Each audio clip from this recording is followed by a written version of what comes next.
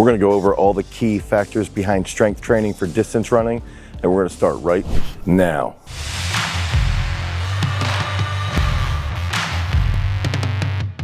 What's up, everybody? It's Dane Miller from GarageStrength.com, and if this is your first time to the channel and you're interested in being more explosive, you want to become a better athlete, you want to get to the Olympics, make sure that you like, you subscribe, and you ring that notification bell so we can help you become a champion. So oftentimes we hear from distance coaches and distance runners the question of, should we get into the weight room? Should we actually go lift weights? We don't want to look like the shot putters. We don't want to look like the discus throwers.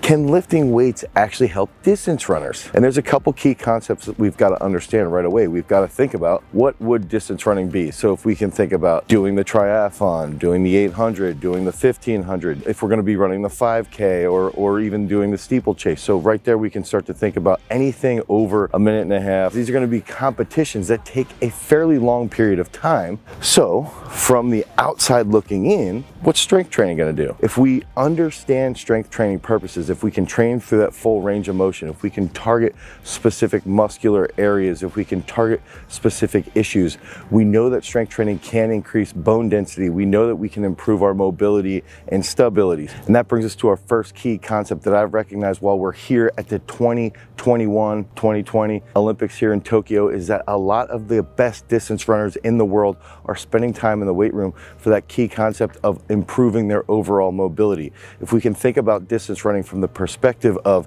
it can beat up our lower back. There's a lot of fatigue. There's a lot of stress on the body in various joints. It can beat up our ankles. It can beat up our knees. It can beat up our hips. But if we can utilize strength training to improve our mobility, now our body's going to be able to recover a little bit quicker. Our distance runners are going to be able to be a little bit more mobile. And when they're a little bit more mobile, they're going to have a lot more structural integrity in each specific joint. So when we have more structural integrity in each specific joint, we can have a longer stride length because our hips are a little bit more mobile. We can have a little bit more dorsiflexion when our foot is grounding underneath us. So think about it. If we get into the weight room and we've got a distance runner, maybe they're going to do single leg squat with that front foot a little bit further forward to open up their hips, to target their glutes a little bit more. Or maybe we can just do a bilateral back squat. It doesn't need to be anything crazy. We can do a decent amount of weight, nothing absurdly heavy, and all that's still going to lead to better performance because we're improving that overall mobility.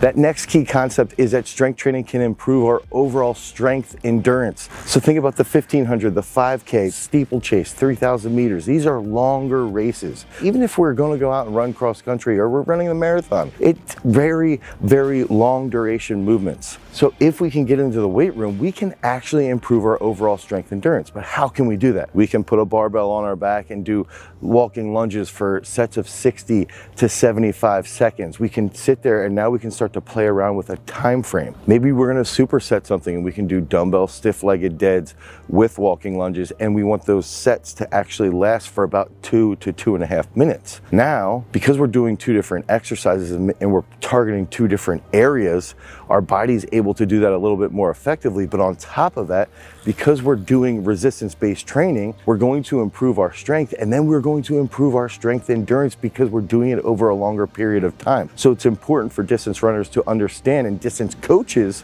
to understand, how different movements and different sets and time under tension can actually improve overall strength endurance, because that's a key concept behind success for distance runners.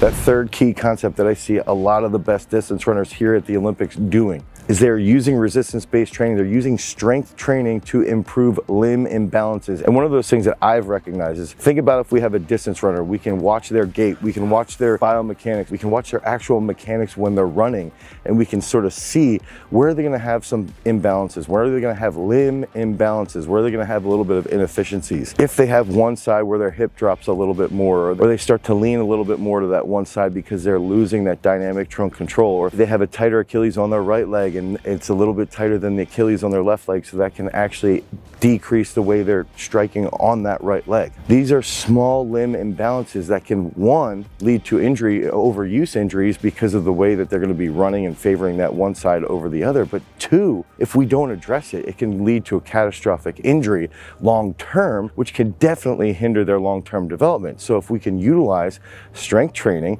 and resistance-based training to actually improve limb imbalances, now their technique improves. And think about if you're running a 1500 or a 5K. If your technique is that much better, that leads to a much more efficient stride length from side to side. It leads to much more dynamic trunk control. If we fix that hip drop on one side, now we're going to get that many more strides in a longer period of time without favoring one side over the other, without leading to a large decrease in energy output on that right side. So that's a really important concept, is that we can use strength training, we can use isolation movements to actually improve their overall mobility, their overall structural integrity. We can utilize those different resistance-based training methods to try to improve little imbalances that in turn will lead to a huge output in their overall performance.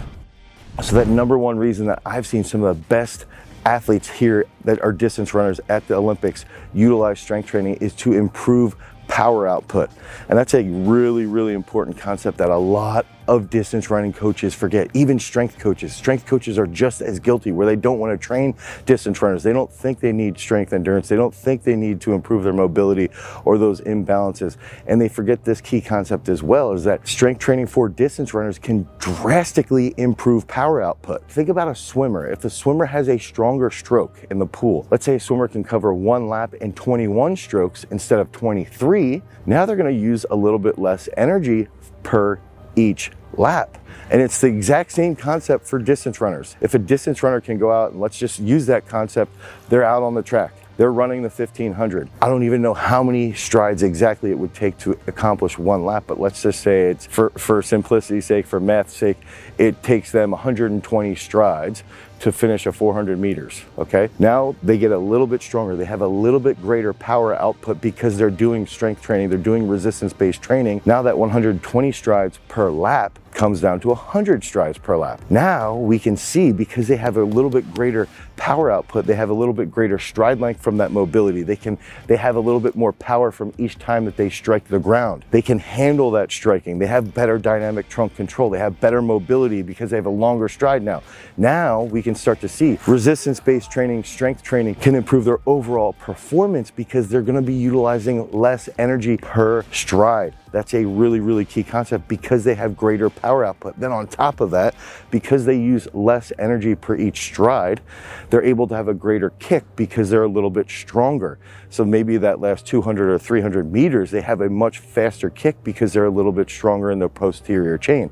Their calves are a little bit more explosive. They have that hip lock when they're running at a higher end speed. They have greater dynamic trunk control.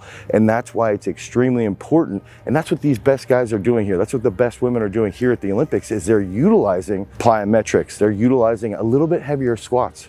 We'll see distance runners back home, or traditional distance runners won't squat anywhere close to 135 pounds. They don't want to get big. They don't want to get bulky.